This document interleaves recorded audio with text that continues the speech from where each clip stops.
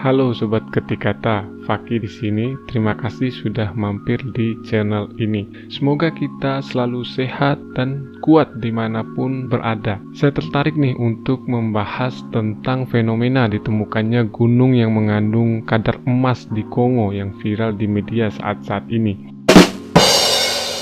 Bagaimana tempat itu bisa ditemukannya kandungan emas sampai ada yang menghubungkan fenomena itu dengan tanda-tanda akhir zaman? Biar nggak berlama-lama, yuk kita langsung masuk ke videonya. Jadi tontonin sampai habis ya teman-teman.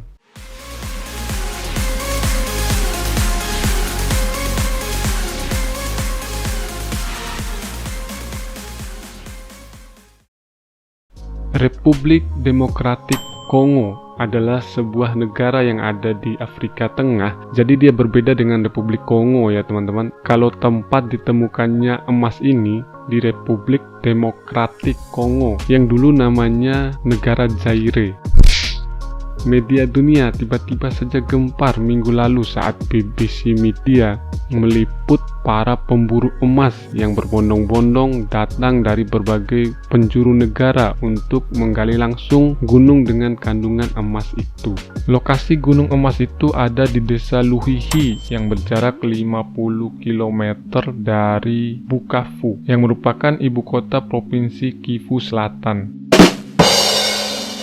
Menurut pemerintah setempat, sebenarnya penemuan emas ini sudah terjadi sejak bulan Februari 2021 yang lalu. Setelah tersebar dari mulut ke mulut, akhirnya penambang yang datang makin membludak tuh teman-teman. Malah angkatan bersenjata setempat pun malah ikut-ikutan datang menambang juga. Menteri Pertambangan mereka sampai harus mengeluarkan instruksi untuk sementara menghentikan penambangan. Orang-orang di sana yang didominasi oleh pedagang, penambang, dan anggota angkatan bersenjata disuruh meninggalkan lokasi. Bayangkan saja kerumunan segitu banyaknya orang di masa pandemi sekarang memperebutkan barang yang nilai jualnya tinggi. Pasti potensi konflik dan saling sikut nggak akan bisa dihindari.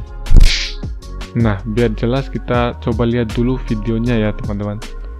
Waduh, kerumunannya sampai kayak gitu teman-teman. Ada yang gali pakai skop dan linggis, tapi ada juga yang gali dengan tangan kosong. Yang penting dapat aja dulu gitu. Dimasukkan ke karung, terus dicuci agar bongkahan emasnya terpisah dari tanah. Saya jadi bayangin gimana kalau hal ini terjadi di Indonesia teman-teman.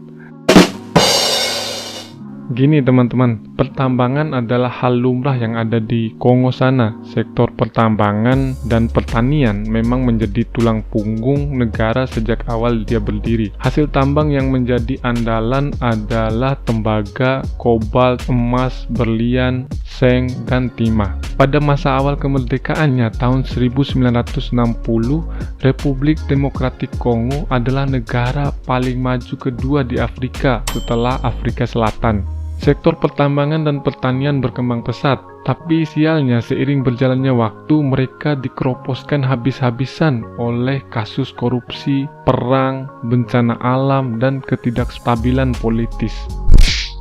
Berbagai persoalan yang menimpa itu akhirnya berdampak pada PDB per kapita serta indeks pembangunan manusia di Kongo.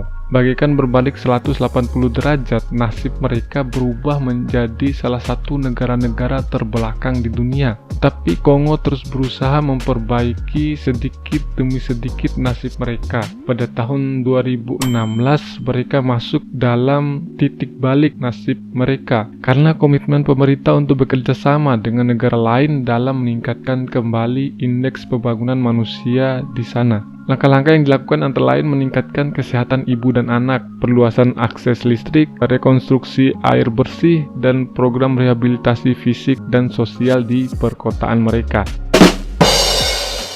Jadi, menurut penelitian yang dilakukan untuk Kongo, emas menjadi komoditas penting untuk digunakan sebagai sumber pendanaan konflik-konflik yang terjadi di Afrika. Sering sekali kelompok bersenjata terlibat dalam sebuah tempat penambangan, dan mereka yang pegang senjata itu sering memaksa orang lain menambang emas untuk mereka, dan buat orang-orang yang mau menambang di situ dipungut retribusi atau biaya oleh mereka yang punya bersenjata itu, teman-teman. Selain itu juga orang-orang yang bersenjata sering menyelundupkan dalam perdagangan gelap emas hasil penambangan. Hasil dari penjualan emas itu mereka gunakan lagi untuk membeli senjata plus amunisinya. Selain itu untuk membeli logistik perang dan menggaji para pejuang yang ikut berperang. Inilah salah satu penyebab kemunduran Republik Demokratik Kongo. Hasil tambang yang harusnya bisa digunakan sebagai pemasukan bagi negara, nyatanya tidak tercatat secara baik di sistem pemerintah. Seperti dikutip dari media Reuters bahwa produksi emas di Kongo secara sistematis tidak dilaporkan dan bertonton logam mulia diselundupkan melalui negara-negara tetangganya menuju pasar global. Penambangan dengan cara tradisional sudah biasa dilakukan oleh perorangan hingga sangat sulit pemerintah atau negara menertibkan dan memantau penambang liar. Bisa dikatakan bahwa tidak ada yang istimewa dengan penemuan emas di Kongo karena mereka seluk-beluknya adalah negara dengan potensi tambang yang besar. Berita ditemukannya gunung emas ini bisa menjadi viral menurut saya karena antusiasme warga di sana yang bergerombol saat situasi pandemi seperti saat ini, kemudian ditambah lagi dengan diliput secara masif oleh media-media. Selain itu, ada hal menarik lainnya, yaitu dengan dihubung-hubungkannya penemuan gunung emas itu dengan tanda-tanda makin dekatnya hari kiamat. Mereka yang berpendapat seperti itu karena mengacu pada hadis Nabi Muhammad SAW yang berbunyi, hari kiamat tidak akan terjadi sebelum sungai Efrat mengering dan tersingkap gunung emas yang mendorong manusia untuk berperang.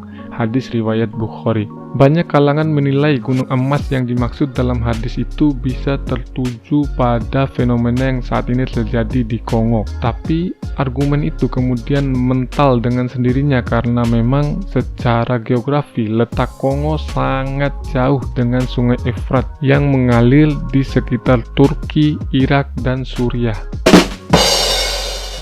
Sungai Efrat notabene berjarak ribuan kilometer dari Kongo. Intinya, kiamat akan tetap datang dan tiap hari waktunya kian menipis. Kita harus tetap mengimaninya, semua atas kehendak yang maha kuasa. Tapi untuk kemunculan emas di Kongo yang dihubung-hubungkan dengan tanda-tanda akhir kiamat, menurut saya tidak identik dan tidak bisa dihubung-hubungkan karena tadi jarak yang jauh dan juga tempatnya yang berbeda. Oke, sekian saja dulu video episode kali ini. Semoga ada nilai yang bisa dipetik walau hanya sedikit. Jika kalian suka dengan videonya, kalian bisa klik like di bawah dan share juga videonya ke akun media sosial kalian masing-masing. Dan jangan lupa untuk kasih dukungan terus dengan subscribe channel ini, karena itu sumber semangat untuk saya terus share video-video berkualitas untuk kalian semua. Terima kasih, sampai jumpa di video selanjutnya.